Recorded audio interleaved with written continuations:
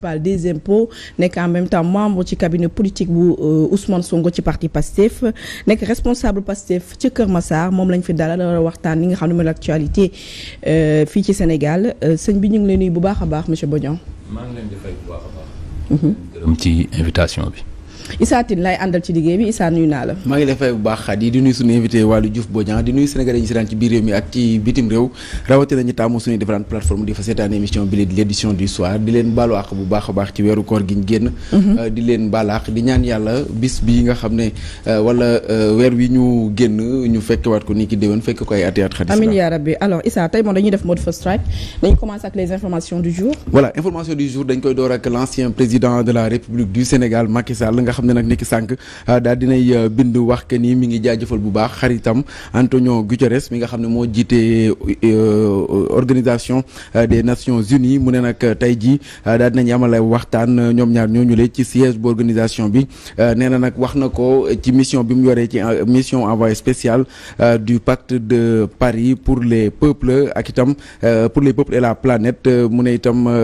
moom mi ngi rafetlu bu baax a baax sujet yi nga xam ne waxtaanee nañ ko loolu nag sànq ba léegi ñu ngi gis Khady Sylla nit ñi di ko dugal leneen itam loo xam ne mën nañ koo jël ci brève yi mu di Abdoulaye Bathily moom doomu réewum Sénégal boo xam ne nag envoyé spécial la woon ca Nations Unies ca Tripoli moom daal dinay tekki ndombay tànkam démission boo xam ne nag ki la di Antonio Guterres daal dina koy accepté moom ñu fàttali ne def na fa lu toll ak 1 an 7 mois moom Abdoulaye Bathily mi nga xam ne nag daal dinay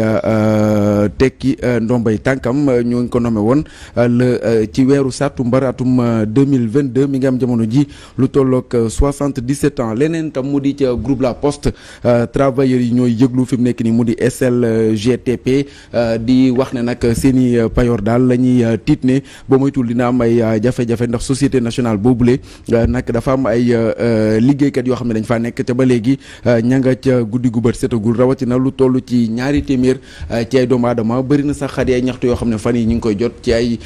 këru liggéeyukaay yu nekk fii ci réewum Sénégal ñoo xam ne dañuy yëglu di teel a wax ak nguur gi nga xam ne moo fi nekk nguur ak Bassirou Diomaye Diakhar Faye ngir rek ñu daal di xool société nationale yi nga xam ne ñoo fi nekk te yu ci bari bari liggéeykat yi souvent nekkuñu dans de bonnes conditions am ci yoo xam ne aussi nee nañu seen directeur ya fa nekk daanaka lañ ca defaat ci weer yi ñu génn nga xam ne xamoon nañ ne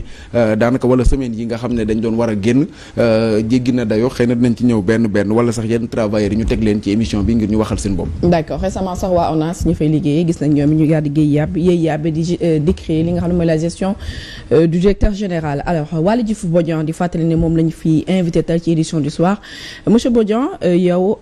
takkal nañ la bracelet électronique lu toll ci fukki weer ak benn yaa ngi wax sànq ni retour de parquet 6 jours rek lañ la jàppanteloo diggante tribunal ak ngay def ay retour de parquet alors nan nga vivre période bu métti bu difficile boobu pour yow mais surtout pour ta famille nga nekk première personne boo xamante ne moom lañ njëkk a takkal bracelet électronique moom lañ ko njëkk a teb aussi tekkil comment ça a été cette période na nga ko dundee ak sa njaboot. waaw dañ ko dund jullit rek parce que ñun on est comme ni ma koy waxee ñun dañu résilient dañ ko dund avec beaucoup de philosophie dañ ko nangu ndax dogalu yàlla la dañ doon wax ñun bi ñuy démarrer ak Pastef ak ñoom Ousmane ak ñëpp dañ doon wax ni ay tëjëg yooyu mooy li gën a ndaw ci li la mën a fekk ci combat bi. donc looloo tax bi nga xamee ni commencé nañu jàpp patriotes yi dañ ko dund comme loo xam ne ci combat bi la bokk man yàlla def na biñ ma jàppee ak un peu seen inculpation fallacieuse yi. lan la doon reproché. Article 80 lañ doon invoqué acte et manœuvre de nature à compromettre la sécurité publique c'est une vieille chanson. ñëpp moom lañ leen di reproché donc te loolu d'ailleurs c'est la 2e inculpation parce que man bi ma demee dama dem ñu xool d'abord dugaloon ma ci groupe ñi ñuy wax les commandos. je pense qu'après dañoo gis ni dugal ma ci ay commandos en tant qu'inspecteur des impôts ay waxu armes ak yooyu. ils ont trouvé que c'était trop gros c'est gros comme une maison. loo xam ne la mënta jàll. alors bañ ma entendre première guddi gi. deuxième guddi gi ñu ñëw ñu ni bon finalement dañ lay entendre comme manifestant. Donc man li ñu ma poursuivre yëpp daanaam nee nañ dama doon manifester alors même que dañ ma fekk ci oto Ousmane Sonko ma toog ci ginnaaw oto bi ànd ak ñeneen ñu seppi ma ci ñooñu. daal di may commencer defloo tout ce circuit carcéral là. def naa je crois 6 jours de garde à vue dans des conditions assez difficiles.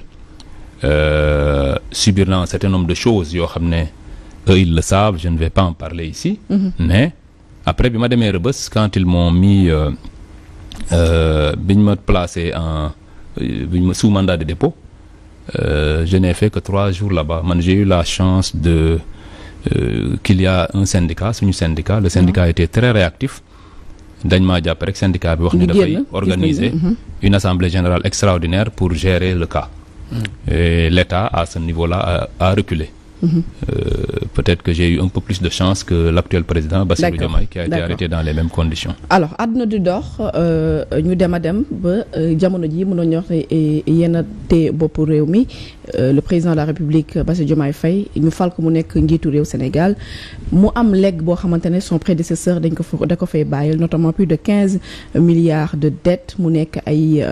des scandales financiers à n'en plus finir mais aussi li nga xamante ne mooy par exemple une société boo xamante ne on peut diviser si opinion publique. Comment vous allez faire sur le plan économique que le président Diomaye Faye mën a faire face ak li nga xam ne mooy legs bu ko le président Macky Sall bàyyil sur le plan économique d'abord. waaw je pense que sur le plan économique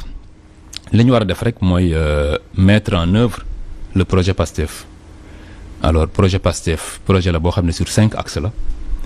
deuxième axe bi mu ngi wax carrément ci économie parce que ñun dañuy wax ci économie wax ci infrastructure wax ci l'homme lui-même wax ci le cadre institutionnel donc ci partie économique bi bu ñu mettre en œuvre bu fekkee li ñu yor ci suñu programme bu ñu ko mettre en œuvre normalement Sénégal war na ci mën a génn dama ciy jukki juste quelques axes mooy d'abord en ñu parvenir à ce qu'on appelle nous la souveraineté alimentaire maanaam di produire loo xam ne li ñuy lekk dañ ko war a produire ndax dëkk yëpp gisuloo benn dëkk boo xam ne dafa développé te mënta produire li muy lekk pays développé yi ngay dégg yëpp le BABA le minimum en matière économique c'est que nga produire li ngay lekk ensuite aussi suñu économie bi dafa war a basé sur la transformation de nos produits pour avoir de la valeur ajoutée avant d'échanger ñun da ngay seet en général dañuy jël les produits dañ koy jël à l'état brut di ko jaay di ko exporter loolu baaxul ci réew da ngay am une économie boo xam ne y a de la transformation nga développer un tissu industriel fort loolu mën a emporter say emploi développer un peu ton économie donc yooyu yëpp c'est des chantiers mais est-ce que loolu dina yomb ak plus de 15 000 milliards de dettes. Mais bien entendu il va falloir qu'on le fasse c'est-à-dire que l'endettement en tant que tel n'est pas un problème insurmontable parce que tous les pays du monde sont endettés. Macky Sall sa spécialité bien entendu c'était da doon leb mos naa ko wax ci benn émission ñoom dañuy xam nga li gën a yomb ci gouvernance mooy di leb di régler ay problèmes parce que booy leb rek c'est une fuite en avant amul loo indil dëkk bi dafa mel ni boroom kër boo xam ne presque mënuloo joxe dépense du 1er au 30 da ngay boo waree joxe dépense nga dem lebi tu as l'impression voilà tu as l'impression de fonctionner mais indiloo dëkk bi dara donc je pense que ñun aussi bien suñu génération bi ak génération yi di ñëw